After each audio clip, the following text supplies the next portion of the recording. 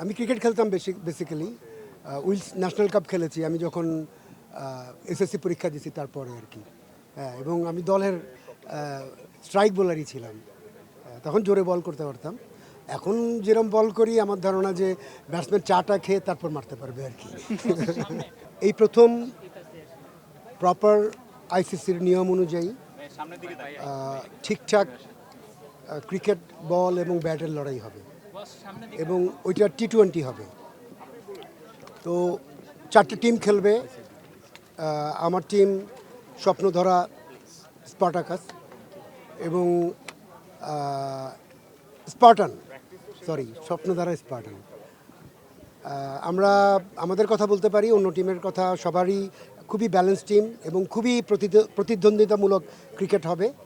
আর আমার টিমে ঠিকঠাক ব্যাটসম্যান আছে, ঠিকঠাক বোলার আছে এবং অলরাউন্ডার আছে, স্পিনার আছে। আমাদের মেয়েদের টিমটা অনেক স্ট্রং এবং হোপফুলি আমরা ফাইনাল খেলার জন্য আসলে ক্রিকেটটা খেলব। মেয়েরা 2 ওভার খেলবে এবং ওরা 30 গজের মধ্যে খেলবে, 6টা মেয়ে এবং উইকেট কিপারটা ছেলে।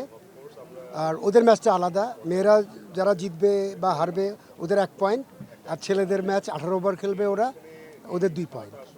তো আমাদের মেয়েরা জিতলো, আমরা যদি হারলাম তাহলে আমরা 1 পয়েন্ট পাবো। আমরা যদি মেয়েরাও জিতলো আমরাও জিতলো আমরা 3 পয়েন্ট পাবো। এভাবে আসলে খেলাটা হবে এবং আমার ধারণা এটা অনেক ইন্টারেস্টিং খেলা হবে। আমার টিম আমি বলবো যে ইটস এ ব্যালেন্স টিম।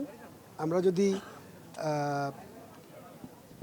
ঠিকঠাক ক্রিকেট খেলতে পারি, মানে খুব বেশি এক্সপেরিমেন্ট না করে নর্মালি আমরা যদি ক্রিকেটটা খেলি তাহলে আমাদের জেতার সম্ভাবনা আছে আর কি।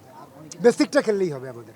এইটার সবচেয়ে গতবার তো প্লেয়ার নিয়ে ঝামেলা হলো যে কোন প্লেয়ার কোন দলে খেলবে, কে সেলিব্রিটি না, এগুলো নিয়ে।